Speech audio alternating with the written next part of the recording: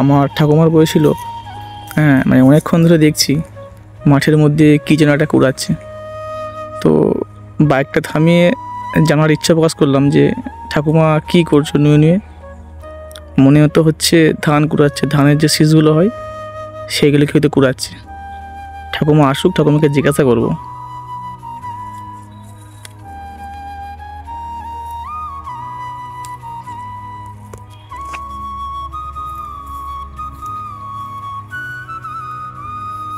তোমার ছেলে বলে কটা?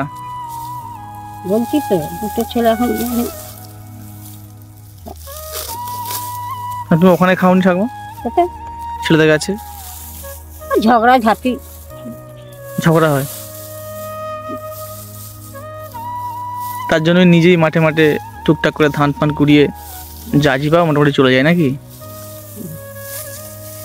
12 মাস কি ধান করে ওই ছোট মেয়ের ঘরে যাই। মানে যখন ধান কোড়াও বাদ বাকি মেয়ের ঘরে থাকো? হ্যাঁ, সারাদিনে কতগুলো ধান পাবে তুমি? এই যে আর একটু চলে যাবো। ও, সারাদিনে আবার কুড়োতে পারি? এই তো 12টার সময় 11টার সময় এই তো। আর এই বস্তাটা ভর্তি হবে আজকে? আর এরকম ভর্তি কোনোদিন পাইনি। হ্যাঁ, কোনোদিন ভর্তি পাইনি। দাদুর কথা মনে পড়ে? মিশিয়ে মেশিনে ঝাড়লে মেশিনে কাটলে ধান পাওয়া যায় না বলি যে এইটাই যে হাতে কেটে যে এইটাই দিতে শুনি। দাদুর কথা মনে পড়ে? আর মনে পড়লে কি হবে, কি চলে গেছে এমন জায়গা গেছে আর পাওয়া যাবে? দাদুকে খুব ভালোবাসতে? আর ভালোবাসে, খেটে খাওয়া লোকেদের যেও পরিশ্রম করতুম। মানে এইভাবে একটা একটা করে ধানের শীষকে কুড়িয়ে জড়ো করবো, আর জড়ো করে ওই যে কাস্তে আছে কি করবো কতক্ষণ ধরে গেলে তো পারবো না। হ্যাঁ মানে গুটিগুলোকে বয়ে বয়ে নিয়ে যাবে। খড়গুলোকে আগে দিকে করে দিয়ে যাতে না বইতে হয়, আর ধানগুলোকে একটা বস্তায় করে নিই। এরপরে এই ধানগুলোকে কি করবে গিয়ে? ধানগুলোকে ইয়ে করবো ভাপাবো, ইয়ে করতে গেলে ইয়ে করতে বাগাতে হবে। গুঁড়ো করে আর করে কষ্ট আছে, যে কষ্ট নেই। কষ্ট আছে হ্যাঁ, এই জীবন সংসারে শেষ দিন পর্যন্ত খেটে যেতে হবে। হ্যাঁ ভগবান জানেন কখন করেছি। এরপরে আর করবে না, পালিয়ে যাবে, ধান কুড়াবে আর? ওই যে ওইখানে তো চললাম, এই ঘরে কাজই চললাম।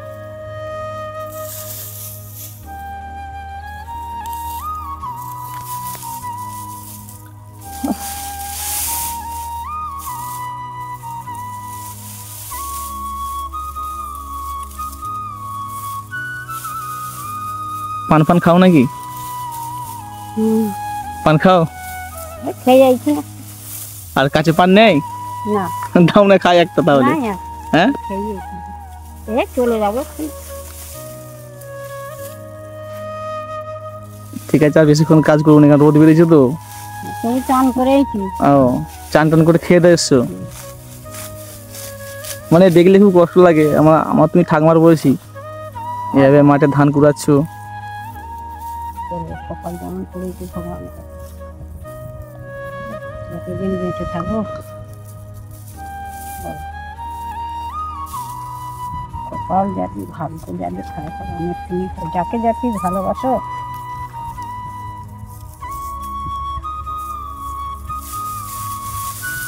তোমার সঙ্গে দেখা হয়ে ভালোই লাগলো।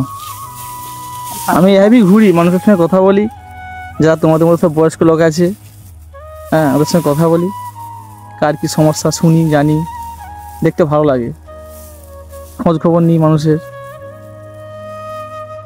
আজ কি রান্না করেছো?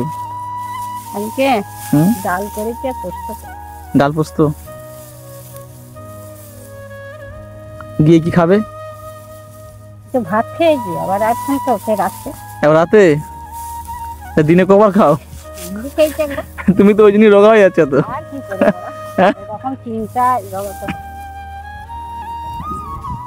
বারো রোগে ভুগছি।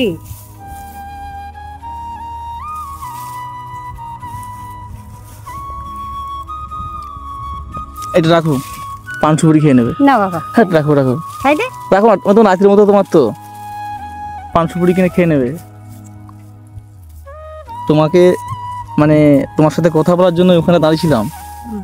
ওই লোকগুলো ধান তুলে গেল, ওই যে এতক্ষণ জমি ধান তুলেছে, তুমি কাজ করছো বলে তোমায় কিছু বলিনি, যে বেচারি কাজ করছে তাহলে আর তোমার সঙ্গে কথা বলবো না। এই এতগুলো জমি ধান তোলা হয়ে যাওয়ার পর তুমি এখানেতে এই ধান কাটতে বসেছো, তোমার সঙ্গে কথা বলার সময় পেয়েছি। আর সবচেয়ে বড় বিষয় হচ্ছে, দেখো তুমি এই যা ধান পেয়েছো, হয়তো খুব জোর করে 4 থেকে 5 আঁটি। হ্যাঁ। ঠাকমা তুমি দেখো ওখানেতে এত ধানের বোঝা রয়েছে, ওই একবারও মনে হয়নি ওখান থেকে একটা আঁটি নিয়ে নিই? না বাবা, হ্যাঁ ভগবানের কাছে কি জবাব দেবো? নেবে না? সে ধর্ম ইয়ে করবে না। আর তুমি তো চাইলে পারতো যে ওখান থেকে ওই যে ধানের বোঝাগুলো আছে না ওখান থেকে 2 মাটি নিতে না, পারতে নি? আমি কখনো সব কাজ করি না। নেবে না? কষ্ট করে কুড়োবো, তাতে পাই পাবো, আর না পাই ঘুরে যাবো।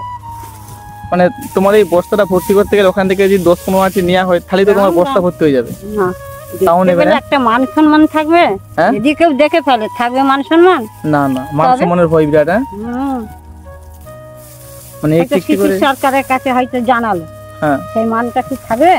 না অবশ্যই, তবে?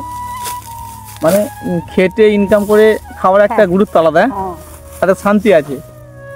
লোকের কাছে ডাক করাবে আর করাবে বলো না, হ্যাঁ মান সম্মান তো থাকতে হবে। লোকের সঙ্গে কথা কম ইয়ে করে থাকতে পারবে তাহলে? আজকে যদি দাদু থাকতো তাহলে আর এরকমটা হতো না। না। দাদুর কাজ করতো তুমি খেতে, বয়স হয়ে গেলে অসুখ করে বেরোবে। দাদুর কথা মাঝে মাঝে মনে পড়ে? স্বপ্নে দেখি অসুখ করেছিল, হাসপাতালে দেওয়া হয়েছিল, করে যায় অনেক কিছু করলো ভালো করে। দাদু তোমাকে ভালোবাসতো? আর ভালোবাসে। মানে মনে পড়লে কষ্ট হয়। হ্যাঁ। আর কত শিক্ষিত মাস্টার, কত চাকরিওয়ালা তারা চলে যাচ্ছে বাবা। হ্যাঁ হ্যাঁ ঠিক। তাদের তো পয়সা করির অভাব নাই, হ্যাঁ তাদের ছেলেরা হ্যাঁ হ্যাঁ। তো ওখানে যেতে পারে না। আর জীবনের দাম নাই। আজ কথা কইছি, আজ ভালোবাসে, কালকেই এনে মানুষের কিছু দাম নাই বাবা। ঠিক আছে, তোমার তো ধান শেষ হয়ে গেল, তুমি তাহলে চলে যাও, আর থাকুন আজকে নাকি? ওই যে হুজুর, এই সামনের দিকে বাড়ি নাকি ওইখানে? এই যে কোন দিকে? ওই যে ওধার দিয়ে যেতে একটু ধরে ক্লাব নাই ধরে, হ্যাঁ হ্যাঁ হ্যাঁ, ক্লাবটা ওখানেই বাড়ি। হুম।